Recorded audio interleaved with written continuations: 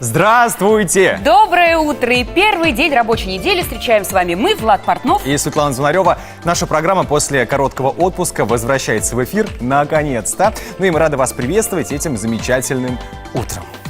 Август в самом разгаре. Лето продолжает нас радовать теплом и отдыхом. И тем не менее, не за горами школьная пора, поэтому часть нашей программы будет посвящена хлопотам подготовки к новому учебному году. Ну и вот еще несколько тем нашей программы сегодня.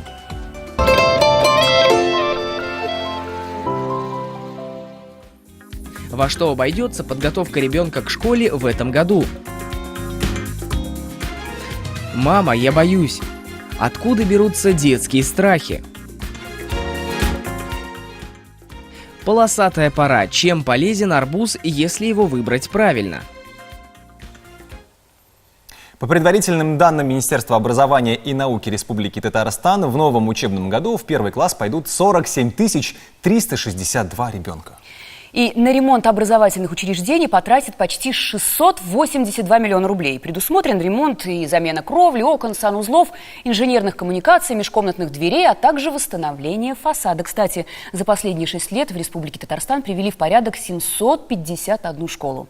Готовятся к новому учебному году и родители школьников. Наш корреспондент попытался выяснить, в какую сумму для семейного бюджета обойдется подготовка к школе.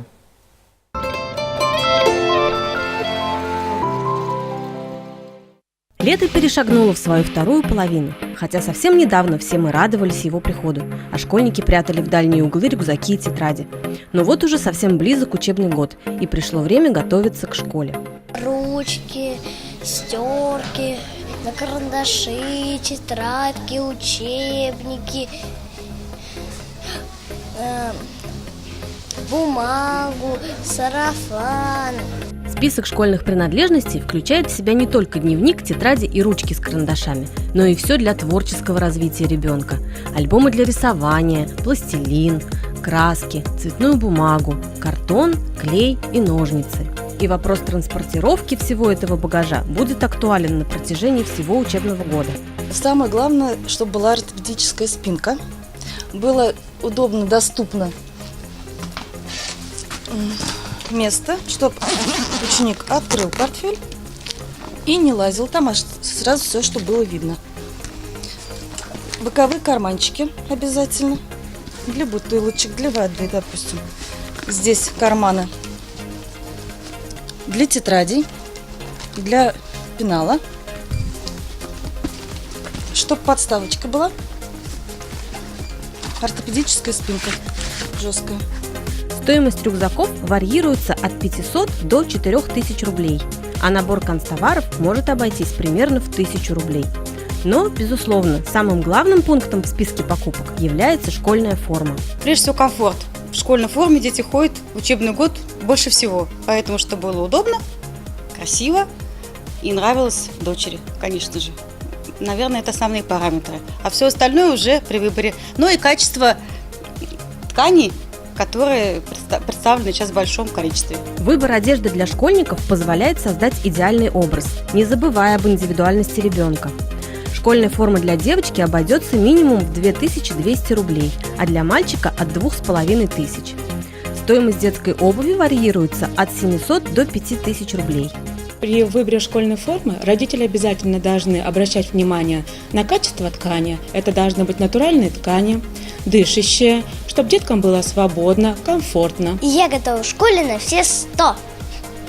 Мониторинг казанских магазинов показал, что они тоже готовы к новому учебному году и радуют родителей и школьников ассортиментом на любой вкус и кошелек. Ну что ж, несмотря на подготовительные хлопоты, каникулы все же продолжаются. И замечательное лето провели учащиеся уникальной школы для интеллектуально увлеченных детей Республики Татарстан «Солнце». Чем занимались дети и преподаватели, какие новости в преддверии нового учебного года, узнаем у директора школы Павла Шмакова. Доброе утро, здравствуйте. Здравствуйте. Павел Анатольевич, вот как ваши дети провели это лето? Вы знаете, кто как. Некоторые ездили в школу «Квант». Есть такая летняя физмат-школа «Квант», которую создала Валентина Алексеевна Сочнева. Создала она ее 47 лет назад и 46 лет была ее директором. А сейчас она там научный руководитель. И вот, наверное, там треть или четверть наших детей, ну там человек там, под 50, там отдыхают. А чем они занимаются? Они занимаются физикой, математикой, а кто-то занимается биологией, кто-то еще чем-то. То есть для них это отдых все-таки? Но они полдня, правда, отдыхают. Полдня они купаются, а полдня они сидят над книжками, или там физфак дает им приборы, какие-то чемоданчики. Там все очень интересно. Но самое главное, что это в удовольствие детям, да? Да, мы так вот я о предполагаем. чем. А это вот интересное сочетание, когда Волга, это недалеко от Зеленодольска все происходит, когда солнце, и одновременно ученые университета. Да, мы не забываем, что это увлеченные дети. Да. Поэтому им это должно быть в радость. А какие-то пришкольные лагеря вот Вы в знаете, у таком нас формате? система по-другому поставлена. У нас все лето идет поступление в школу, и всю зиму тоже, и всю осень тоже, и всю весну Круглогодично. тоже. Да, но только летом это 5 потоков, с интервалом недели 3-4, а зимой, осенью, весной это раз в 2 месяца. И вот. Детки там поступают и одновременно идут кружки. Они, с одной стороны, бесплатные, а с другой стороны, представляете, кружок. Вот сейчас идет кружок японского языка вторник-пятницу. Вот, идет кружок занимательной математики, идет кружок эвристики. Знаете такое слово, нет? У меня я его есть аналогия. Да. С чем? Ну, Архимед когда-то, когда ему корону сказали, там Эврика. разобраться, закричал «Эврика». Эврика означает «нашел». Предмет эвристики изучает, как надо догадываться. Это разные головоломки, это разные там придумки. Вот. И вот маленькие дети еще не имеют любимых предметов, физику, химию, и поэтому они к нам задают, умеют ли они думать, умеют ли они решать головоломки. В игровой форме, наверное, Да, в игровой, в рисуночной, совершенно в разных формах. Вот это один из предметов, и это один из кружков. То есть у нас преподается много иностранных языков, там французский, немецкий, испанский, итальянский, чего так не преподается. Как осуществляется прием в школу? Ну, понятно, что он круглогодичный. Что нужно сделать? Значит, во-первых, надо попытаться сдать экзамены. Обычно с первого раза это не получается, тогда приходи снова. Ведь обычно как сдают экзамены? Обычно приходит человек, например, в институт. Он сдал экзамены в августе. Не получилось, на тебе крестик, не получилось. Получилось, здесь Вы на тебе даете медаль. шанс. Вот. У нас человек может сдать много раз. Вот экзамен очень трудный, но у ребенка от «хочу» до «могу» преодолимое расстояние. То есть он попробовал раз, попробовал два. А между этим может ходить на разные кружки. Кружки, которые не подготовительные курсы, но они на те же темы. Это математика, которая интересна. Это занимательная химия в опытах. Вот, например, вчера буквально, в воскресенье было, у нас была Луна. У нас школа называется Солнце, а раз в месяц у нас бывает Луна. Лаборатория увлекательной науки. Такая же аббревиатура, как Солнце. Специализированный олимпиадный научный центр, а тут Луна. Туда приходят дети с 4-5 лет до 10 лет. И вот там у них и сами школьники ведут для них уроки. То есть школьники старших классов. Например, ведущий Луны Александр Курененко, ученик 5 класса.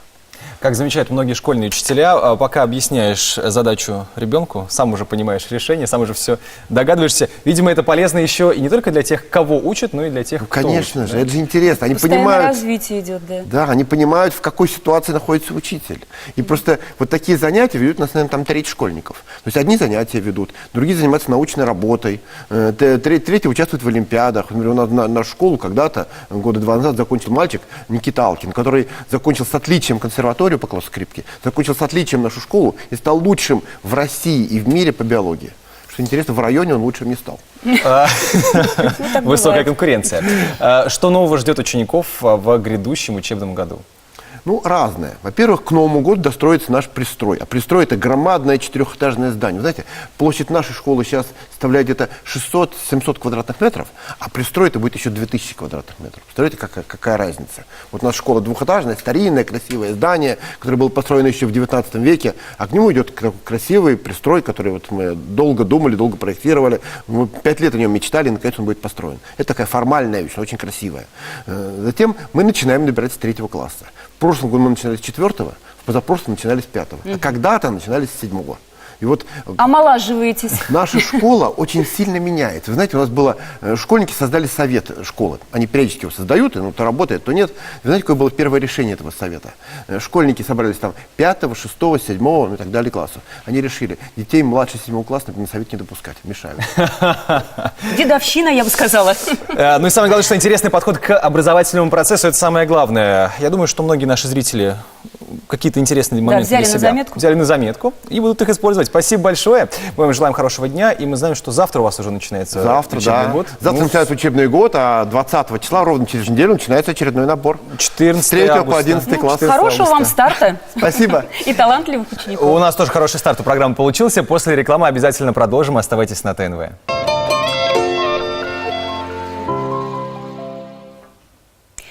И снова здравствуйте. Приступаем к прогнозу астрологов на сегодняшний день. Овны, у вас сегодня, возможно, встреча с человеком, с которым вы некогда были связаны по работе и не виделись очень давно. И это подходящий период для того, чтобы перевести отношения из дружеских в любовные, а из любовных в дружеские, ну, если есть такая необходимость.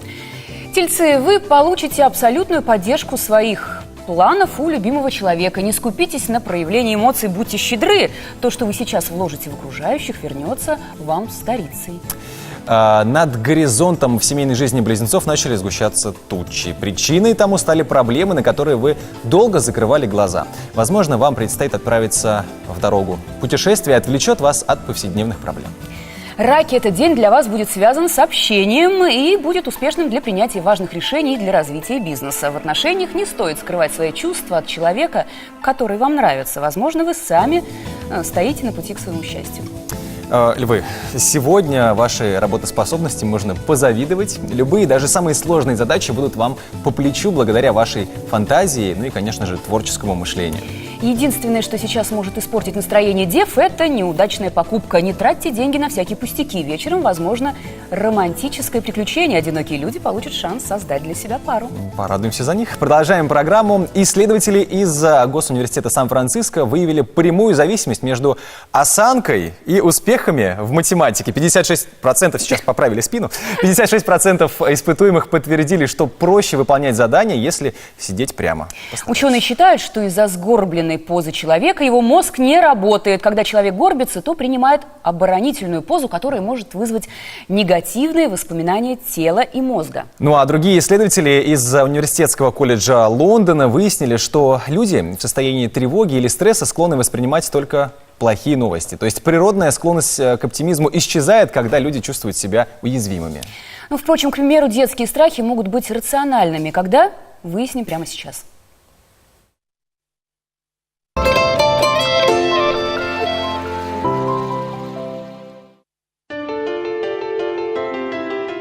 Ученые утверждают, что страхи могут передаваться по наследству. Если родители в течение жизни боялись пауков или болезней, то, скорее всего, их ребенок также будет испытывать ужас перед этим. Замечено, что у мам, которые во всем видели потенциальную опасность для своего малыша, дети вырастали боязливыми и сверхосторожными. Такой же эффект возникает и при чрезмерной опеке ребенка. Детские страхи – это норма. И если родители пугаются, что ребенок чего-то боится, то надо сначала лечить родительские страхи. Да? Всего скорее, если они сильно напуганы, что ребенок как-то себя вот ведет, пугается чего-то, то всего скорее это страхи родителей. Дети склонны бояться всего нового, неизведанного. Часто родители даже не подозревают об этом. Психологи советуют не упустить момент и вовремя разобраться в причинах и проблемах, которые приводят ребенка в ужас. Страхи такие вот распространенные – это состояние родителей. Это какое-то бессознательное опасение родителей, что что-то случится с ребенком. Это их картина мира, что мир небезопасен, что во дворе небезопасно, да, что машина опасна, люди чужие опасны. Моменты безопасности нужно соблюдать. Но, в принципе, очень важно воспитывать ребенка в открытости к миру, потому что мир дружелюбен к человеку. Безразличие и невнимание в семье – основные причины детских страхов. Предоставленный самому себе, лишенный родительской ласки, ребенок склонен многое понимать неправильно. Он живет в своем выдуманном мире, полном самых разных, порой негативных фантазий. Во всех народах есть такие сказки, где есть страшные персонажи. Потому что адаптация к страху – это очень важная вещь. Надо уметь бояться и продлевать страх.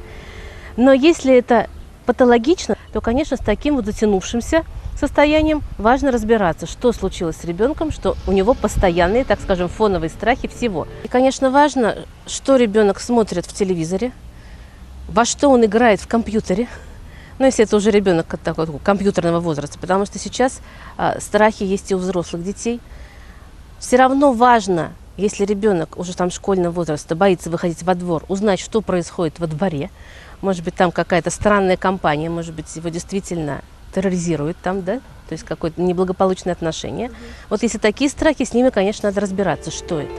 Часто дети не могут объяснить свой страх. Тревога может возникать и настолько захватывать ребенка, что он может терять контроль над собой.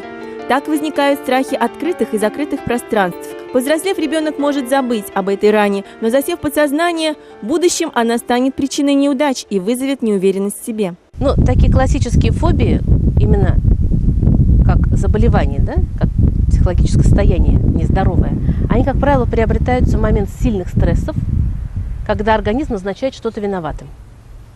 То есть мне плохо, из-за чего мне плохо, я не пойму, думает организм. Что-то в этот момент пугает. Чувство страха присуще всему живому. В малой дозе это не вредит, а помогает ребенку быть осторожным и аккуратным.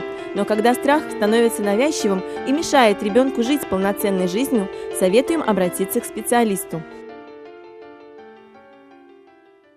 Вообще дети, как губки, они впитывают все, что видят, да, глядя вот на отношения своих родителей.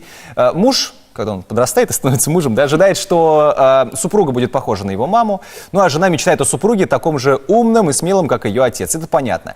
Ну а семейная жизнь оказывается отличной от ожиданий. О внутрисемейных взаимоотношениях говорим этим утром с психологом Снежаной Шмелевой. Доброе утро. Здравствуйте. Есть условно 3 вида взаимоотношений. Паритетные, равенство, конкурентные, когда, значит, муж с женой соперничают, и отношения антагонистические, когда они, ну, прям враждебные. Враждебные, да. Все эти отношения могут быть полезными и неполезными? Или вот где здесь плюс и минус Последнюю я вот не совсем понимаю, вот как можно враждебные отношения иметь и жить. Хорошо, я поняла ваш вопрос. Он поставлен таким образом, что есть какие-то прям стопроцентные строгие рамки. Да, в жизни такого не случается вот до такой степени, прям, чтобы были какие-то крайности. Есть, конечно, различные сочетания и так далее. Все, которые отношения вы назвали, особенно... Это крайности. Это крайности, да, это такие крайности действительно очень сложные. Опять же, вопрос для кого? Может быть, жить в таких страстях и очень замечательно родителям, но здесь же действительно страдает ребенок, у которого нет никакого выбора. Нет никакого выбора. Это мы сейчас про антагонистические, да? Да, соперничество, да, вот про соперничество, про конкуренцию, про кто будет лидером в нашей семье, кто будет принимать это решения. Вот сразу устанавливается. Как вы советуете, сразу как-то делать какие-то выводы, либо все-таки дать, я не знаю, шанс с надеждой на лучшее, что все поменяется? Вот могут ли отношения поменяться в течение долгого проживания, допустим, между мужчиной и женщиной? Опять же, вопрос, как живет семейная пара, насколько она осознанно живет. Если они живут теми, будем говорить, там, психологическими травмами детскими различными и так далее, да, то, конечно, отношения без специалистов не могут поменяться. А если люди в семье живут осознанно и понимают, что такое поведение ведет к разрушению семейных взаимоотношений, такое поведение вредит ребенку. Вот мы, давай посмотрим, ребенок какой-то у нас стал плохо учиться, стал очень капризный, нервозный и так далее. Это же что-то с нами происходит, потому что ребенок, он является такой лакмусовой бумажкой, показателем того, что происходит в семейных взаимоотношениях. Даже дети, часто болеющие, это показатель, что-то происходит в семье, что-то происходит между родителями. Вот это нужно понимать. И вернусь к тому, о чем я говорила, если семейная пара живет осознанно, то тогда они могут в этом разобраться и понять. То есть самое главное — это диалог, да, и если даже, ну, условно, жена чувствует, что муж, ну уж слишком лидер, ну уж прям уж диктатор, да, нужно просто сесть за стол и сказать: дорогой. Ну вот сложно из диктатора поговорить, вот поймет ли он, да, что хорошее он замечание, диктатор. согласен, хорошее замечание. Все-таки, может быть, тогда к помощи специалистов обращаться? Вы знаете, вопрос, вот, что значит диктатор? Мы рассматриваем с точки зрения негативной оценки. Если он действительно принимает правильные решения, верные, да, то есть он говорит об этом, сделаем так, и это действительно приводит к положительным результатам, да, и это не обсуждается, или не то, что даже не обсуждается, а как-то было это оговорено, и действительно... Но выбор за ним, да, за ним стоит. Да, выбор за ним. И он действительно принимает такие мудрые, будем говорить, решения. Иногда вопрос обсуждения, он уходит на задний план. Важно принять резкое решение. Ну вот я сейчас попробую взглянуть на эту ситуацию с женской точки зрения, когда есть вот такой сильный лидер, да, в семье, мужчина. Есть старая добрая фраза: мужчина — голова, а женщина — шея. Да? То есть женщина какими-то своими хитрыми такими путями, какой-то женской мудростью может добиваться нужных целей. Это справедливо или это, ну, такой миф старый? Ну, знаете, это как и в психологии общения, в любой группе есть формальные лидеры, есть неформальные лидеры. Да? Серый кардинал. Да, вот совершенно верно. Серый кардинал, да, действительно. Если женщина умеет именно, не подавив мужчину, а именно сделать так, что он принимает такое решение, опять же, насколько оно конструктивно, то почему бы нет? Почему бы нет? Хорошо. Ну, в общем, самое главное — это диалог, да, и подход к вопросу взаимоотношений с точки зрения разума и рассудка. Однозначно. И посмотреть, к чему приводят результаты принятия решений. К чему? Конструктивным каким-то последствиям или деструктивным? Так, и если второй вариант? Если деструктивные, то, конечно, нужно это принять и понять. Хорошо, мы приняли такое решение, но оно привело вот к тому-то. И мы это обсуждаем, что мы можем сделать теперь. Но, опять же, никого не обвиняя, чтобы никаких скандалов. Ну, все ошибаемся мы, да, и бывает так. Но это мы признаем, и дальше мы уже думаем, какое же принять нам более конструктивное решение. Опять, конечно, диалог, действительно серьезный. Ну, опять же, диалог. все это вот выглядит, конечно, легко так вот в разговорах, да, в теории, все это очень просто. Но первая самая проблема, с которой мы сталкиваемся, это начало отношений. Потому что в Мне начале кажется, вот это как отношений- раз не проблема начала отношений, знаете, конфетно-букетный период, Конфетно-букетный все период. счастливы, влюблены, Вот. и в розовых очках. А за этой глянцевой обложкой Да, скрывается как вот разглядеть? что-то. Мне так сразу вам хочется сказать, а кто сказал, что быть легко? Вообще, Ну кто да, сказал, что да, семейные да. взаимоотношения это легко? Это постоянное же... Вот если мы будем говорить вообще, что такое любовь, да? Вот что такое любовь? Вы найдете огромное количество определений, что такое любовь. Вот для меня, что такое любовь? Это развитие. И вы понимаете, развитие, оно разве бывает так легко проходить? Оно действительно бывает через какие-то кризисы и так далее. Если мы говорим о начале семейных взаимоотношений, то, конечно, у всех одеты розовые очки. Это однозначно. Все мы видим совершенно в другом цвете другого партнера, и партнер тоже себя представляет, именно больше позиционирует свои положительные качества. Чтобы познать партнера, конечно, нужно и через все кризисы пройти, и через все конфликты пройти. Мы все боимся слова «кризис», мы боимся конфликта, но это же переводит отношения в новое русло. Мы не можем оставаться прежними. Мы не можем оставаться прежними. Если мы любим друг друга, мы в любом случае развиваемся. И такая ситуация будет, и другая ситуация будет. У нас же нет всего однозначного в жизни, вот что жизнь так потекла, все ровно одно и то же. Ситуации совершенно разные. Самое главное, жизнь для нас старается, для того, чтобы мы не стояли на месте. А вот как мы с этим справимся, вот другой вопрос. Ну, в общем, опять же, вспомним мы старую добрую народную мудрость: друг познается в беде. И в радости. И в радости, радости, да. да. Да, и в радости, В радости, и в может беде. быть, даже да. иногда еще и сильнее. Это, наверное, два итога самых главных. Ну, во-первых, в начале отношений на эту нужно тему можно говорить какие-то бесконечно. нужно- Хорошо, если вы хорошо разбираетесь в психологии, вы всегда можете понять человека. Неплохо было бы, если бы и в школе у нас уже Вот. вводили психологию, да, особенно психологию общения, что является вот, действительно таким важным моментом в нашей жизни. Невербальные проявления, вербальные. Вы всегда можете понять, человек играет или... Ну, для начала, до того, как мы будем углубляться в психологию, нужно хотя бы научиться разговаривать друг с другом. А как научиться разговаривать, не зная психологии? Вот вопрос. А вот это инстинкт. Ну ладно, у нас Это дети. тема следующего Это разговора. Я даже больше скажу, это тема нашего следующего сюжета, потому что у нас дети учатся общаться. Общаемся мы с помощью чего? С помощью буквок. Ну вот с детьми об этом и поговорим.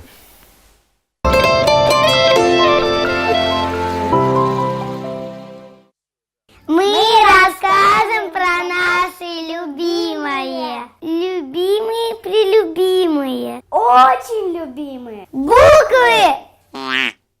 Я люблю букву Я. Она стоит на двух ножках и показывает на меня. Буква Я любит яички, яблоко и яблоню. И стоит в моем имени на третьем месте. Потому что меня зовут Диана. Я люблю букву С, русскую и английскую. Говорятся они одинаково, но пишутся по-разному. Английская С пишется как змея, а русская С пишется как половинка леденца. И я их могу уже писать, потому что я скоро пойду в школу. Моя любимая буква – это буква А. Она похожа на нос или на голову. Ее любят арбуз, арбалет, Африка и апельсин. Она стоит в алфавите самой первой. И я тоже люблю быть первым, но немножко. У меня не одна, а целых две любимых буквы. А, первая буква А, потому что с нее начинается имя моей мамы и моего папы. Имя мамы Аида, имя папы Артем. А вторая моя любимая буква – это буква З. А ее я люблю потому что с нее начинается имя моей самой лучшей подружке Зиля. Она очень ответственная и милая. Зиля, привет! Я люблю те буквы, которые живут в нем имени. Это Амир. Как я только подрос, мне сразу понравились эти буквы. И больше мне никакие буквы не нравятся. Но зато мне нравится цифра 4. Потому что на семье 4 человека. Мама, папа, сестра и, конечно же, я. И еще у меня есть котик-рыбки, но это половинки. Ну а мы сейчас поговорим о слове на букву «П». Погода. Точно. Даниил Кинджаев к нам присоединяется. Он говорит, что он в рабочей командировке в Крыму. Но мы-то знаем, да, он в отпуске, на самом что деле. он там делает. Даниил, привет. Рассказывай, что с погодой в Казани. Привет, всем здравствуйте, доброе утро. Сейчас я нахожусь в Крыму, и, как известно, крымская земля богата сюрпризами. Вот и за моей спиной сейчас находится легендарный и самый высокий водопад в Крыму Учан-Су. В переводе означает как «летящая вода». А высота его составляет ни много ни мало аж 100 метров. На секундочку, для сравнения, высота Ниагарского водопада составляет всего 48 метров. Кстати, погоду в Казани вы можете наблюдать прямо вот здесь, вот снизу. А у меня, друзья, на этом все. Погода у нас прекрасная. Посмотрю водопад, пойду потом искупаюсь в море. Пока-пока. А у нас тоже хорошо, так что мы не завидуем. У нас все хорошо. У нас сейчас реклама небольшая, после чего мы поговорим про арбузы. Мы билетики разыграем. В общем, оставайтесь на ТНВ. Мы возвращаемся и снова приветствуем вас в этой студии. Итак, август – традиционная арбузная пора в нашей стране. Кстати, Россия занимает 7-е место по выращиванию арбузов в мире. На бахчах страны их ежегодно собирают около 1 миллиона тонн. Ну а лидирует, естественно, Китай. Там выращивают 63 миллиона тонн этой ягоды. Плоды арбуза могут сильно отличаться в зависимости от сорта, по цвету корки, мякоти. Известно, что бывают бессемянные сорта и желтые внутри. Ну а вот в Японии давно выращивают арбузы не только квадратные, но и те, что имеют корку черного цвета. Вкус у них вкус картошки. Да нет, обычный вкус, нормальный, обычный. Но цены кусаются, правда. Квадратные арбузы можно купить по $100 за плод, а черный по 250. Ну и те, и другие продаются скорее как сувениры. Мы же расскажем о полезных свойствах арбуза. При правильном выборе они могут принести много пользы для вашего здоровья.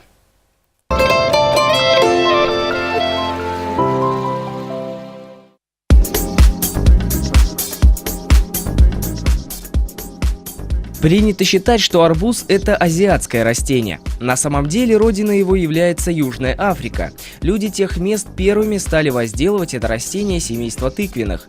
Хотя особой ценности, как в настоящее время, это не представляло. В России арбуз был завезен купцами из Индии, как диво лакомства.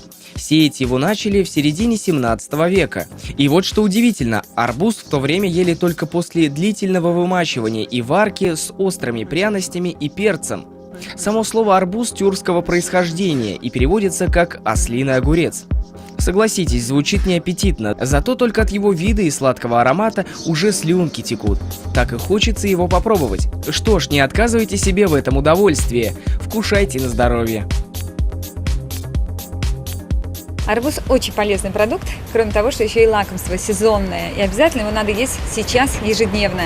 Польза в том, что он улучшает настроение, он повышает мужчинам потенцию, он помогает снизить вес, он улучшает обмен веществ, выводит лишнюю жидкость. Время шашлыков, значит, люди на природе. Вот это очень провоцирует отложение мочевой кислоты в кристаллах суставы, болезненный недуг. И вот в данном случае арбузы очень помогут людям, страдающим артритами, подагрой, как раз вот справиться с этим неприятным состоянием. Если противопоказания отсутствуют, рекомендуется арбузное голодание или арбузная диета, в которой в пищу идут только арбуз и черный хлеб из расчета 1 килограмм мякоти арбуза на 10 килограммов веса человека. 4 дня с черным хлебом, арбуз 2-3 килограмма в течение суток. Это не уйдешь большой колораж, это 1200 килокалорий, но при этом очень хорошо уйдет жидкость, потому что жировая ткань, она очень много жидкости имеет, лишняя жидкость уйдет, жировые клеточки сократятся, и, естественно, вот убыль и вес, она очень такая эффективная. Надо этим пользоваться. Начинать надо малыми порциями, чтобы исключить раздражение кишечно-желудочного тракта. Определив личный ежедневный прием, Мякоть употребляют в 2-3 приема в день за час до хлеба. Хлеб и хлебцы используют в качестве еды. Но есть немножко ограничения. В каком плане? Диабетикам его можно, но не очень много. Сахара хорошие, фруктоза, глюкоза, но нежелательно, чтобы передозирован он был. Там, где избыточный вес, тоже легко уйти в очень большие калории. А в то же время 3-4 дня посидеть на арбузах с черным хлебом, хорошо снизим вес. Также польза арбуза в его семенах, которые обладают противоглистным и кровоостанавливающим действием. В применении идут даже арбузные корки, особенно при колитах, которые могут быть сушеными или свежими при уверенности, что арбуз натуральный. Ну, как говорится, арбуз – замечательная ягода. И наелся, и напился, и умылся. И подвигался. Да, это самое главное, на ночь его не Целый есть. день подвигался. Великий композитор Россини утверждал, что плакал всего лишь 2 раза в жизни. Первый раз, когда впервые услышал, как играет Паганини, а второй, когда, внимание, уронил блюдо из макарон, приготовленное только что им самим. Ну а что еще можно было ожидать от итальянцев, да? Фанатов пасты. Николай Гоголь отменно стряпал. Его коронным блюдом были макароны, которые он готовил по какому-то своему рецепту и даже специально ездил в Италию, чтобы узнать новые рецепты. Сергей Аксаков писал, если бы судьба не сделала Гоголя великим писателем, то он был бы непременно артистом-поваром. Ну а в нашей традиционной кулинарной рубрике мы представим рецепт блюда с макаронными изделиями, который наверняка придется вам по вкусу. Возьмите на заметку, такие макароны будут не только сытными, но и оригинальными по вкусу.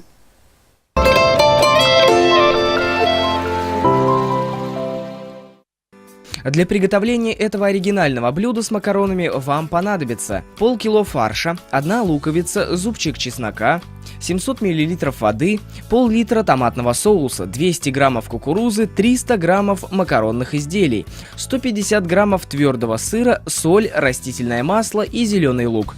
Сначала на растительном масле обжарьте фарш почти до готовности, добавьте чеснок с луком и продолжайте готовить еще 1 минуту. Добавьте 250 мл воды, столько же соуса, кукурузу, все это хорошо приправьте и перемешайте. Добавьте макароны, оставшийся соус и доведите до кипения. Убавьте огонь до среднего, накройте миску крышкой и продолжайте готовить еще 5-7 минут. После этого влейте оставшуюся воду, перемешайте и держите на огне до полной готовности, опять-таки под крышкой. В завершение готовки добавьте сыр, перемешайте и снимите блюдо с огня. Подавайте такие макароны обязательно в горячем виде, украсив их свежей зеленью. Приятного аппетита! Вот я теперь понимаю Россини все-таки, если бы я уронила такие макароны, я бы тоже, наверное, плакала. Не плачь, пожалуйста, потому что мы продолжаем тему блюд из макаронных изделий. Считается, что именно для удобства поедания макарон была изобретена вилка с несколькими зубцами. Ее придумал гофмейстер короля Фердинанда II в 1700 году. А до этого и цари, и рабы вкушали пищу при помощи ложек, ножей, ну, конечно же, собственных рук. А первые вилки были плоскими, двузубыми и довольно неудобными. Но постепенно приобрели современную форму и стали обрастать множеством модификаций. Появились вилки для десертов, рыбы, салатов, ну и других блюд. Помните, об этом стоит при сервировке стола, если вы хотите следовать правилам этикета и думаете об удобстве ваших гостей.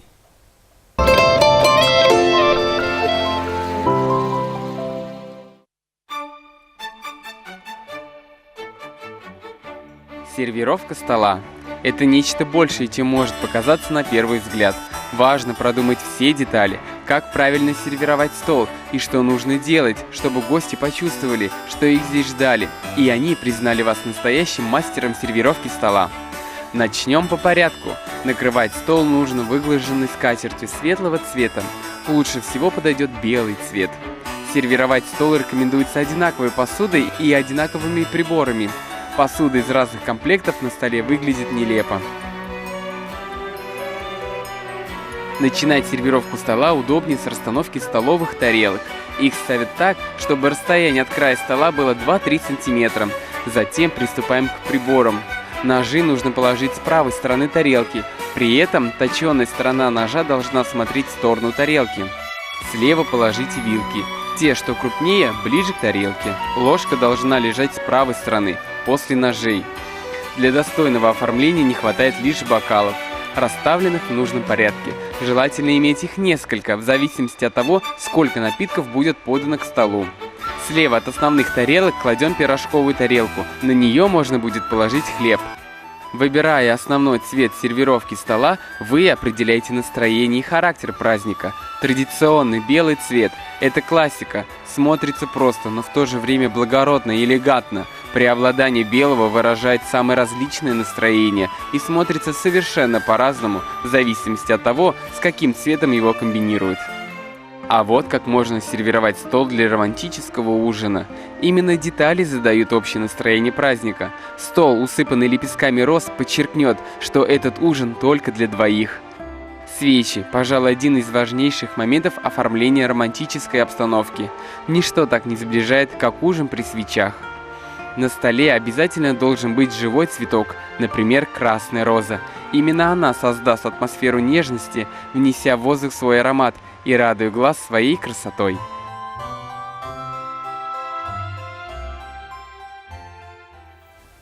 Ну вот смотри, Светлан, красивое свидание, вкусная еда, Это да, я, знаешь, паста. вспомнила нашу тему, вот мы говорили с психологом. Вот тебе, пожалуйста, модель взаимоотношений супругов. Это идеальное, больше не идеально. И все обиды, и все скандалы сведутся к минимуму, к нулю. Последние несколько минут мы тут все как-то вот в районе Италии обитаем.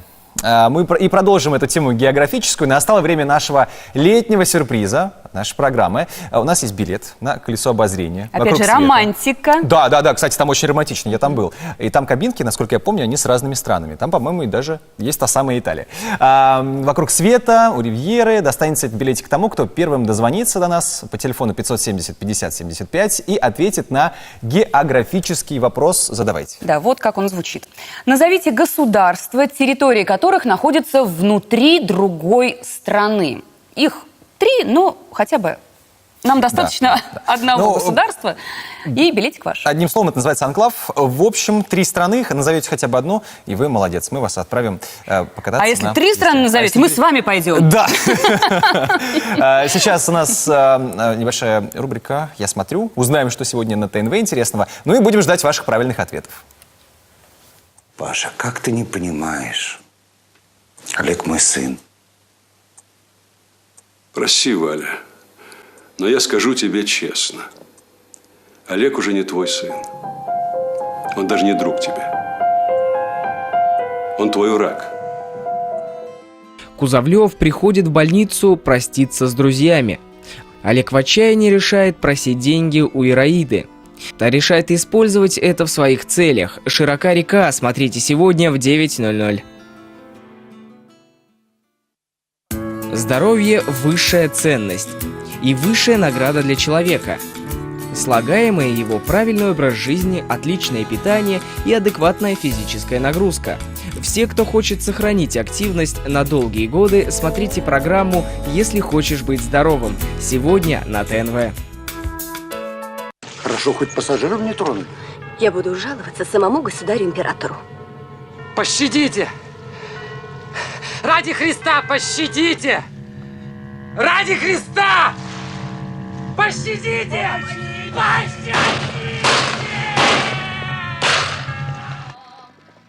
Этот фильм снят в конце 80-х, но точно воссоздает атмосферу 30-х годов. В основу сценария положена новелла Фазилия Искандера «Сандро из Чегема». Итак, Абхазия, лучший танцор из народного ансамбля песни и плясок, приглашен на ночной пир, устроенный для Сталина и его соратников. В вожде народов он к своему ужасу узнает бандита, случайно встреченного им в детстве. Тот ограбил пароход и застрелил своих сообщников. Эта ночь станет для героя решающей. Алексей Петренко, Александр Феклистов, Евгений Евстигнеев, Валентин Гафт в фильме «Пиры Вальтасара» или «Ночь со Сталиным». Смотрите сегодня на ТНВ. Да, ночь со Сталиным мы не обещаем, а вот замечательный день на колесе обозрения. У нас есть правильный ответ, по крайней мере, мы на это надеемся. Доброе утро, как вас зовут? Всем доброе утро. Меня зовут Людмила. Людмила. Итак, мы насчитали 3 страны, которые окружены территориями других стран. Хотя бы одну назовете? Да, это у нас еще с школьных времен. запомнилось Ватикан. Это государство в государстве. Я вам даже больше скажу, государство в городе. Если вы скажете, в каком городе, то вам будет точно 5 по В географии. Риме. В Риме? Да, хорошо. В Италии государство. Да, это Италия, страна столица Италии, Рим, и в Риме Ватикан. И папа римский правит этим государством. Да, один сидит и правит. Есть еще 2 страны, не вспомните? Об этом вы нам расскажете. Да, об этом мы вам расскажем. Совершенно верно. Да. Сейчас Влад поумничает. Сан-Марино, это тоже в Италии находится. Ну и есть государство под названием Лесото в ЮАР, Да. Южноафриканская Но мы не республика. будем претендовать на билет. Нет, все, Людмила, он ваш. Он ваш. Мы вам желаем хорошего вечера сегодня, завтра, когда вы пойдете, мы не знаем. В общем, мы вас поздравляем. У вас планы есть на грядущие дни? Кому билетик вот не достался, тот может выбрать из многообразия того культурных событий, которые произойдет у нас в городе, посмотрев нашу афишу культурных событий. Внимание.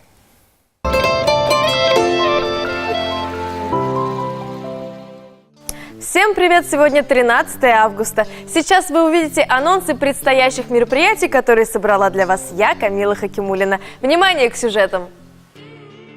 Выставка «Царские дары» из собрания Государственного Эрмитажа. Парадное оружие, каминные часы, драгоценности, табакерки – все это преподносили августейшим особам на протяжении 3 столетий. Одни предметы были изготовлены по заказам членов царской фамилии, другие получены в качестве дипломатических даров. Цветочный фестиваль в Казани. В течение всего лета на площадке возле театра «Кукол Океат» будет проходить полюбившийся горожанам социальный проект «Культурные среды» в цветочной Казани. Вы сможете посетить различные мастер-классы, поэтические чтения, встретиться с поэтами и писателями, послушать живые музыкальные концерты, поучаствовать в буккроссинге. Занятие йогой в парке имени Горького. Любой желающий может посетить его за добровольную плату, прихватив с собой лишь коврик для упражнений и плед для релаксации. Занятия проводят опытные инструкторы. Рассказ о самых интересных событиях ждет вас каждый день в нашей рубрике. Завтра увидимся снова. Пока-пока. Ну а нам пришла пора завершить предсказания астрологов на сегодня. Понедельник, 13 августа. Хорошо, что не пятница. Весы. Для вас самое время просить об отпуске. Скорее всего, вам не откажут. Будут полезны прогулки. В результате ваше настроение улучшится. Ура-ура! Скорпионы, у вас наступает благоприятное время для любовных отношений и укрепления взаимопонимания. Период гармонии не будет омрачен бытовыми или финансовыми проблемами. Пока все хорошо идет. Стрельцы, вам предстоит непростой день. Используйте нестандартный подход к решению проблем и задач. Придется умело лавировать между служебным долгом и личной жизнью. Звезды подсказывают, если выбора не избежать, предпочтите любовь. Конечно. Сегодня сложный день у козерогов. Любыми способами избегайте интриг, в которые вас могут попытаться втянуть недоброжелатели. Если партнер начнет задевать ваши интересы, не идите на открытый конфликт, а попросите его предложить другие варианты решения проблемы.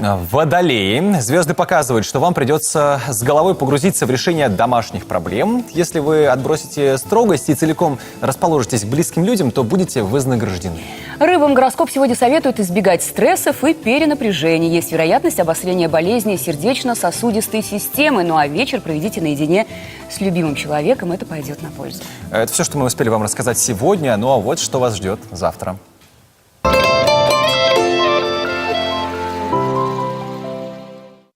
Первый из 3.